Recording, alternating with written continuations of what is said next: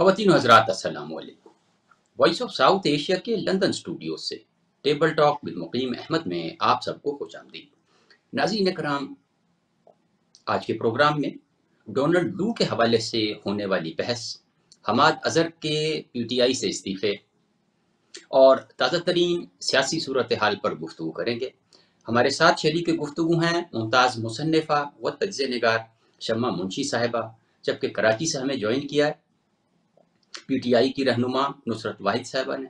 आप दोनों की तशरीफ आवरी का बहुत शुक्रिया। प्रोग्राम का पहला सवाल नुसरत वाहिद साहिबा आपसे है। ये फरमाइए कि डोनाल्ड लू ने तो लुटियाई डबोदी जो कुछ आपका बयानिया आपने बनाया था, जिसको लेकर खान साहब चले थे, वो टोटली उसके अगेंस्ट बयान दे दिया उन्होंने कांग्रेस में। तो क्या ये बयानिया जो है हवाओं में बनाया गया, या ये कोई तखयलाती बयानिया था, या अवाम को ट्रक की बत्ती के पीछे लगाने की कोई खेल थी? बिस्मिल्लाहिर्रहमानिर्रहीम। बहुत शुक्रिया अपने प्रोग्राम में मुझे इनवाइट करने का। देखें, डोनाल्ड लू साहब जिस वक्त उस बयान को तोड़ मरोड़ रहे थे, तो आपको आवाज़ आ रही होगी, जो लोग बैठे हुए थे वहाँ पे बैक साइड पे, वो लायर लायर की आवाज़ आ रही थी कि झूठा है, जो भी बोल रहा है वो झूठ बोल रहा है। क्योंकि आपको पता है कि साइफर आया, साइफर इस वक्त भी फॉरेन ऑफिस के डेस्क में मौजूद है, और उसके बारे में कोई इस तरह की चीज़ नहीं हुई। जब खान साहब को इसके बारे में पता चला, तो उन्होंने ना सिर्फ आर्मी चीफ को दिखाया, बल्कि अपोजिशन लीडर को भी दिखाया, दूसरे जितने लोग थे उन सबको हुआ, और फिर तीनों हमारी जो फोर्सेस हैं उनके चीफ बैठे हुए थे, उनकी मौजूदगी में हुआ। और फिर उसके बाद शाह महमूद कुरैशी साहब के पास चला गया, वो वहाँ से फॉरेन ऑफिस में वापस चला गया। लेकिन जो एक्चुअल साइफर है उसको नहीं देखा, किसी ने भी नहीं देखा। वो सिर्फ फॉरेन ऑफिस में है, वो अभी भी है, क्योंकि इन लोगों को तो जो पता चला है वो डी कोड करके पता चला था। लेकिन बात यह है कि जब खान साहब ने ये वाली चीज़ की और उन्होंने आवाम को बताया कि ये इस तरह का थ्रेट मुझे आया हुआ है, और उसके बाद हम देखें कि आका ने तो सिर्फ ये कहा होगा ना कि इसकी हुकूमत गिरा दो, लेकिन चूंकि हम गुलाम हैं तो हम गुलामों ने आगे बढ़ के ज़्यादा और काम करने हैं, तो इसलिए हमने न सिर्फ हुकूमत टॉपर डाउन की, बल्कि असम्बलियाँ भी ख़त्म हम लोगों से ही थ्रू करवाई गई आर्मी चीफ के थ्रू। फिर उसके बाद जो जुल्म सितम के मैदान शुरू हुए हैं, जो आज तक ख़त्म होने का नाम नहीं ले रहे। हमारी 72 साल और 76 साल की ख़वातीन अभी तक जेलों में हैं, और उन पर कोई केस नहीं बना है, जो सबसे इम्पोर्टेंट चीज़ है। और खान साहब कितना सफ़र कर रहे हैं, पिछले 5 महीने से ज़्यादा हो गए हैं उनको जेल के अंदर। कोई कम्युनिकेशन नहीं है, पार्टी तोड़ दी गई, उसके निशान ले लिया गया। उसके बावजूद इलेक्शन होता है, और उसके बाद हम 80% सीटें जो है हम ले लेते हैं। तो उनका जो था कि हम तुम्हें इनाम देंगे अगर तुमने इस हुकूमत को तोड़ दिया, तो इनाम तो मिल गया उनको। आपको पता है कि पहली हुकूमत आई पीडीएम वन की, और क्या पाकिस्तान का क्या से क्या हशर हो गया, और फिर उसके बाद दूसरी हुकूमत आती है, फिर केयर टेकर आई, और फिर अब दूसरी दफ़ा पीडीएम आ रही है, आ गई है, बल्कि आ के रही है। तो आप देख लें, ये इकॉनमी जो हम लोग छोड़ के गए थे 6.7 पे, वो ये मैं नहीं कह रही हूँ, ये आयशा गौस पाशा के हस्बैंड है, पाशा साहब, उन्होंने अभी एक हफ्ता पहले भी, मेरे ख्याल 3 या 4 दिन पहले कहा है कि जब खान साहब हुकूमत छोड़ के गए थे तो 7 पॉइंट कुछ पे थी, और मुल्क की इकॉनमी बहुत बेहतर चल रही थी। और उसके बाद जब ये लोग आते हैं हुकूमत में, तो आने के फ़ौरन बाद ये लोग तमाम पैसा ज़ाया कर देते हैं। किस तरह ज़ाया होता है कि या तो उनके खर्चों पे लग रहा है, या ये इनके दौरे नहीं ख़त्म हो रहे। जिस तरह बिलावल भुट्टो साहब ने 56 मुल्कों के दौरे किए और 56 टाइम बाहर गए वो। इसी तरह वज़ीर आज़म भी, इसी तरह सारे, उनकी तो मतलब लॉटरी खुल जाती है ना, कि ये अवाम के पैसे को, टैक्स के पैसे को समझते हैं कि ये हमारा पैसा है और हमारी इजारादारी है, इसके ऊपर हम जो मर्ज़ी कर लें। तो वो सब कुछ हुआ, मुल्क की इकॉनमी कहाँ से कहाँ चली गई। खान साहब एंड शुरू से जो बात कर रहे थे कि देखें, पॉलिटिकल इस्तेहकाम जब तक नहीं आएगा तब तक माशी इस्तेहकाम नहीं आ सकता, और वो हम देख रहे हैं कि चूँकि वो वही नहीं, सारी निशान छीनने के बावजूद, पार्टी का नाम लेने के बावजूद, पार्टी के लीडर को जेल में बंद करने के बावजूद, उसकी आवाज़, उसकी बात, उसकी शक्ल देखना तो बहुत दूर की बात है। सब कुछ होने के बावजूद पार्टी जिस तरह जीतती है, वो लोगों ने कभी नहीं सोचा था कि ऐसा भी हो सकता है। तो अब आप अगर ये कह रहे हैं कि उन्होंने खुद ही बना लिया था, तो इस तरह की कोई चीज़ नहीं है। खुद ही नहीं बनाया उसने। डोनाल्ड नून ने तो ज़ाहिर है अपने वो यही बयान करना है कि जी सब कुछ स्मूथ चल रहा है, इलेक्शन भी ठीक हो गया, और हर हुकूमत में डिफरेंट पार्टी की हुकूमत आ गई है और सब लोग ठीक चल रहे हैं, लेकिन आपको पता है, मुझे पता है कि वो सब ठीक नहीं चल रहा। और हुकूमत जिस तरह आई है वो भी सबको पता है कि यहाँ कराची का, मैं आपको बताऊँ, मैं कराची से हूँ, यहाँ पे 200 वोट खालिद मकबूल को मिलते हैं और उनको जिता के असम्बली में पहुँचा दिया जाता है। फिर हमारा कैंडिडेट था खुर्रम शेख ज़मान, जो प्रेसिडेंट कराची है, वो 65,000 से लीड कर रहा है और उसको हरा के कोई इख्तियार बेग साहब है, उनको असम्बली में पहुँचा दिया जाता है। इसी तरह आलमगीर है, 1,11,000 वोट उसको मिलते हैं और 11,000 वोट उसको देके किसी और को 1 लाख वोट दे दिए जाते हैं। तो ये इतनी बड़ी धांधली होती रही है पाकिस्तान में, तो इट्स कॉमन कि कभी किसी पार्टी को बेईमानी करके जिताया जा रहा है, कभी किसी को। तो लेकिन ये इस तरह का कभी नहीं हुआ कि 80 साल की खातून यास्मीन राशिद जेल में पड़ी हैं और उनके ऊपर अभी तक मुकदमा कोई नहीं है, बस पेशियां होती हैं, वो वापस जेल में, पेशियां होती हैं, वापस जेल में। कई दफ़ा लोगों को बेल हुई, वो बेल होके बाहर निकलते हैं और दूसरे दरवाजे से लेके उनको अंदर चले जाते हैं। तो ये वाली चीज़ें जब तक ठीक नहीं होंगी, हम यहाँ पे कोई भी जो हुकूमत में आ रहा है, बात ये नहीं है कि पीपल्स पार्टी है या नून लीग है या पीटीआई है, कोई भी जो हुकूमत में आ रहा है उनका मकसद ये नहीं होना चाहिए कि हम गॉड बन गए बस, और शायद हम सारी उम्र यही करेंगे और जो कुछ भी है इस मुल्क में उसको फ़ौरन लूटो और भागो यहाँ से। क्योंकि आपने देख लिया है, पीआईए को बेचने के लिए तैयार हैं, उसको सफ़ेद हाथी कह दिया है। पहले भी जो एम्बेसीज थी, जो कुछ पाकिस्तान की प्रॉपर्टी बाहर है वो सब बेची जा रही है, जो पाकिस्तान के अंदर रेलवे है, स्टील मिल है, फला फला फला, सब कुछ उनको बेच के मोटरवे इवन गिरवी रख दी गई है। तो पता नहीं इनकी क्या प्लान है, कितना पाकिस्तान से कमाना है और कब तक कमाना है, कि पाकिस्तान तो अच्छा बेचारा फिर उसके बाद बर्दाश्त नहीं कर सकेगा मोस्ट प्रोबेबली। अच्छा तो साइफर मैं जरा पार्टी को उन्होंने कहा है। अच्छा नुसरत साहबा, मैं जरा शमा मुंशी साहिबा से पूछना चाहूंगा कि आप इस चीज से वाकिफ हैं कि कांग्रेस में कोई भी अमरीकी ओहदेदार जो है वो झूठ नहीं बोल सकता। अब पीटीआई का ये कहना है कि उसको दोबारा तलब किया जाए और डोनाल्ड लू ने कांग्रेस की कमेटी के सामने झूठ बोला है। क्या आप समझती हैं कि वो झूठ बोल रहा है और पीटीआई दुरुस्त कह रही है? बिस्मिल्लाहिर्रहमानिर्रहीम, अस्सलाम वालेकुम। देखें, खान साहब का जो सियासी वतीरा रहा है, यू टर्न पे यू टर्न, और स्पेशली जब इक़्तिदार में आने के बाद उन्होंने इतने यू टर्न्स लिए कि अब कांग्रेस के जो है, आप डिप्लोमेट की बात को कांग्रेस के इजलास में जुटलाना ऐसी बात है कि एक मैं ही सच्चा तुम मानो और मैं ना मानो वाली बात है। तो ये जब साइफर का ये सारा गेम चला था, उस वक्त आपको याद है कि कैबिनेट के इजलास में जो है मुख्तलिफ जो है वो कौमी सलामती कौंसिल का इजलास बुलाया गया था। उस वक्त ISPR के जो उस वक्त के जो थे DG ISPR, उन्होंने एक बड़ी वाज़ा जो है प्रेस कॉन्फ्रेंस भी की थी और इसमें बताया गया था कि साइफर में कोई ऐसी चीज नहीं है जिसमें रिजीम चेंज का कोई हवाला दिया गया हो। तो लिहाजा उस चीज पे जो है खान साहब की का एक बयान भी है कि हमने सिर्फ साइफर को खेलना है, साइफर अमेरिका को जो है ब्लेम पुट नहीं करना। साइफर के फौरन बाद खान साहब का एक बयान आता है कि नहीं नहीं मुझे बाजवा साहब ने हटाया है, नहीं नहीं मुझे मोहसिन नकवी साहब ने हटाया है, नहीं नहीं मुझे जो है आपके हुसैन हक्कानी ने हटाया है, नहीं नहीं उसमें नवाज शरीफ शामिल थे साइफर गेम में, नहीं नहीं अमेरिका। तो एक बात पे तो आप स्टैंड ले लेना कि आपको हटाने में एक्चुअली किसका काम है। मुझे भी पता है, आपको भी पता है, ये तारीख गवाह है। हम तारीख के जो है हकायक को मस नहीं कर सकते।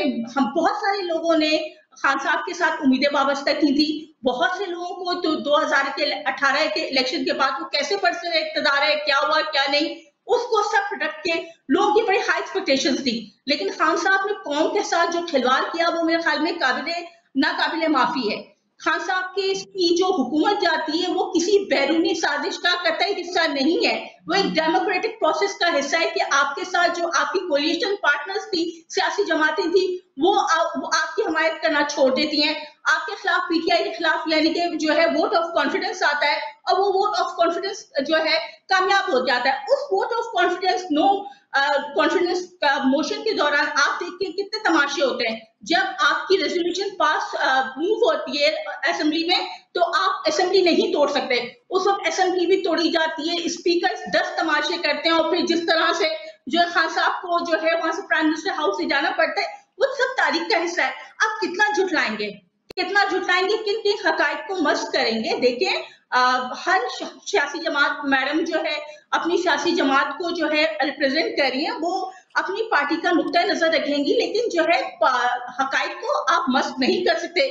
और आप जो है अदालती लेवल पे आप देखें, खान साहब साइफर के केस में जो है अपनी सजा भुगत रहे हैं, तो उस वक्त भी उनके जो लॉयर्स थे वो कहीं चीज ये एस्टैब्लिश नहीं कर सके। फिर साइफर की जो असल कॉपी जो खान साहब के पास जाती है वो खो दी जाती है।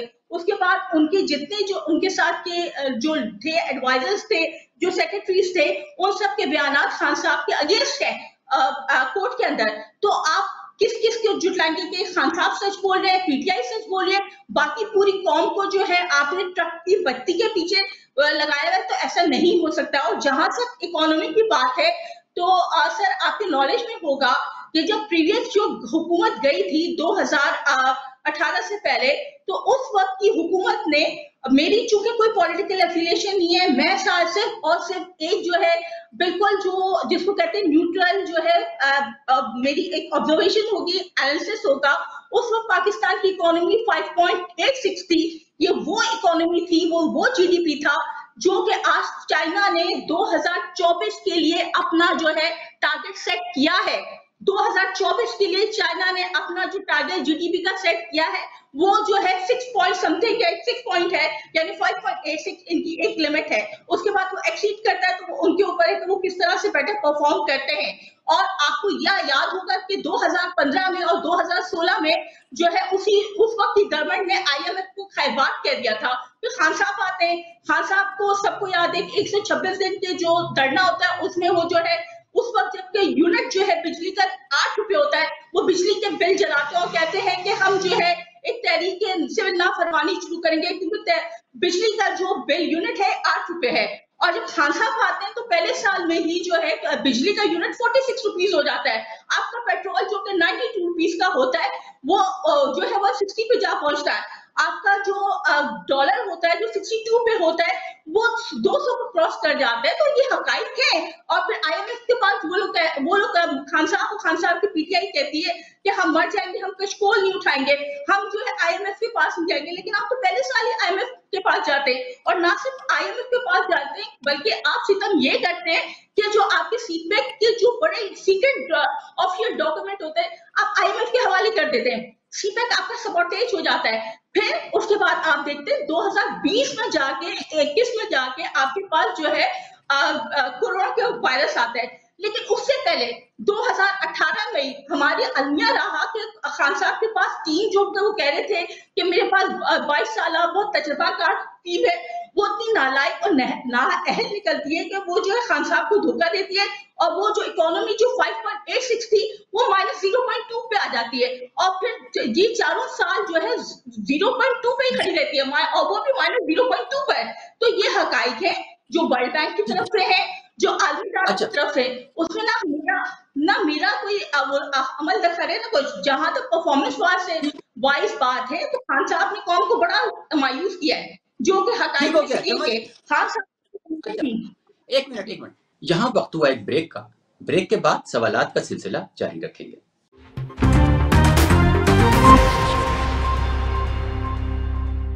मैं अगला सवाल नुसरत वाहिद साहबा से ये करना चाहूंगा कि आपके सेंट्रल पंजाब के सदर हमाद अजहर ने इस्तीफा दे दिया, पार्टी की सफों में हलचल मच गई है, क्या कोई फॉरवर्ड ब्लॉक सामने आने वाला है?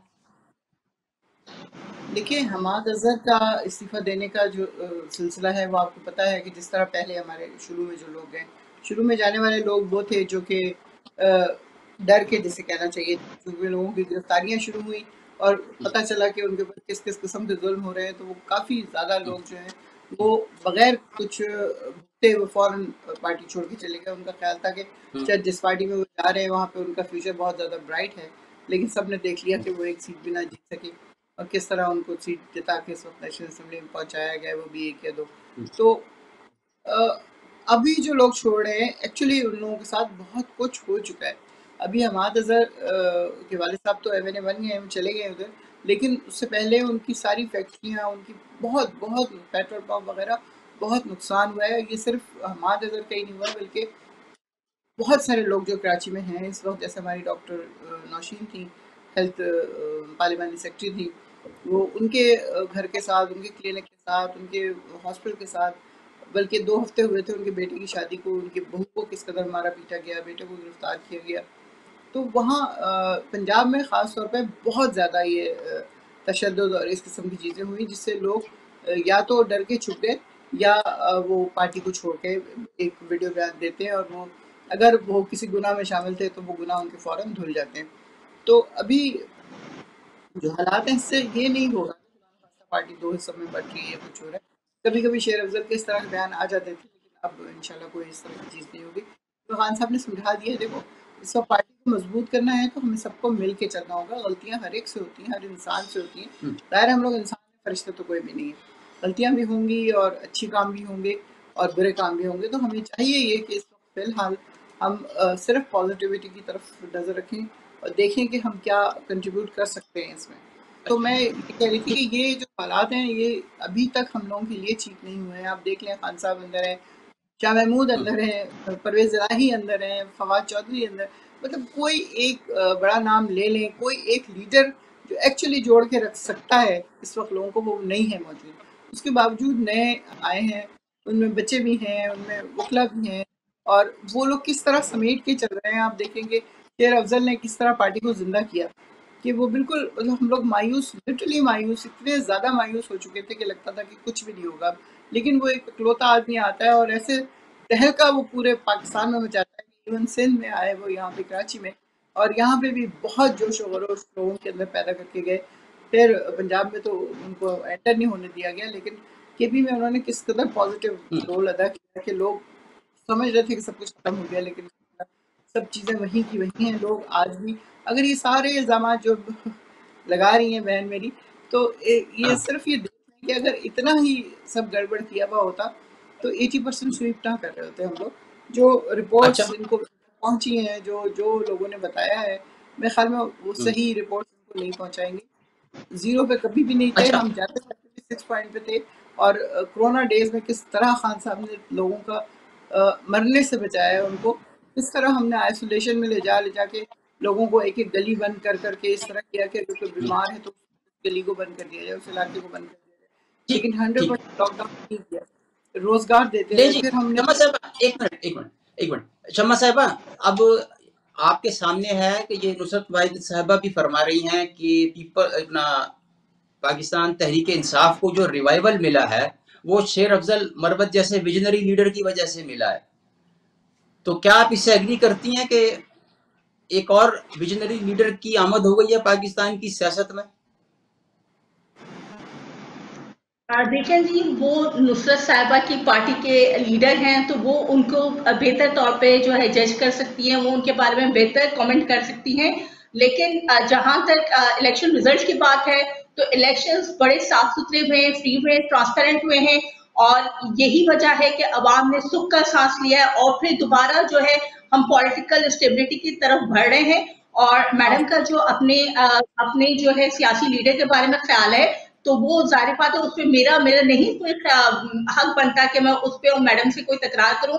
हाँ, मुल्की सियासत के हवाले से कोई बात हुई तो मैं आपसे इस पे कमेंट करने में ज्यादा बेहतर पोजीशन हूँ, क्योंकि मैडम की पार्टी के, तो मैडम उनकी परफॉर्मेंस देख रही होंगी कि उनकी पार्टी की रिवाइवलिज्म में उन्होंने क्या रोल प्ले किया, क्या नहीं किया। तो मेरे ख्याल में ये सवाल तो मैडम से ही बनता है। अच्छा, तो आप जो गुफ्तगू की मैं उससे अंदाजा ये लगा रहा हूँ कि आप ये चाहती हैं कि प्रोग्राम चलता रहे। अच्छा, बिल्कुल अब बिल्कुल, प्रोग्राम चलता रहे। ओके, अच्छा जी, ये अगर मुझे बाहर बैठ के एक बंदा जो कि किसी पॉलिटिकल पार्टी का या उस सेटअप का हिस्सा ना हो, तो वो अपने कमेंट कैसे देगा किसी उस हिस्से जमात के पॉलिटिकल लीडर की परफॉर्मेंस के हवाले से? क्योंकि मैडम है तो मैडम समझती है कि उनकी पार्टी ने अगर रिवाइव किया है, रिवाइव बैक किया है, परफॉर्म कर रही है, डिलीवर कर रही है शेर अफजल साहब के आने के बाद, तो she is in better position to जज इट। अच्छा जी, नुसरत साहिबा, आपने इकोनॉमी की बात की। देखें, आने वाली हुकूमत ने, पहले तो विफाक की बात करूं तो वज़ीर आज़म और उनकी काबीना ने तमाम तनख्वाहें और मराद ना लेने का ऐलान किया है। दूसरी जानिब पंजाब की वज़ीर आला मरीम नवाज शरीफ साहिबा ने अपना हेलीकॉप्टर एयर एम्बुलेंस के लिए दे दिया है, और इससे अच्छा क्या हो सकता था?